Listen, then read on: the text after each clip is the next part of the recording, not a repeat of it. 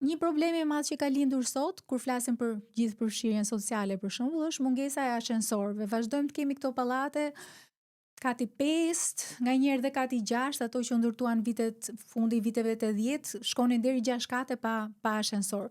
Ky është një problem A mund të madhor. zgjidhet? Patjetër që mund zgjidhet. Si, duke vendosur një ashensor? Duke vendosur një ashensor. Strukturat ekzistuese e mbajnë?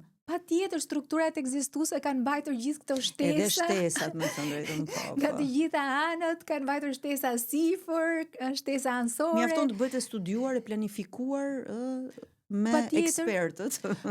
Patjetër, si çdo gjë, duhet një kontroll teknik aty, nuk mund vendoset ashensori nga amator. Sigurisht që duhet bërë në mënyrë profesionale, por desha të thosha që duhet ketë edhe një fond ndihme nga ana e bashkisë, sidomos kur flitet për raste kur ka persona me aftësi të kufizuara në një pallat të caktuar.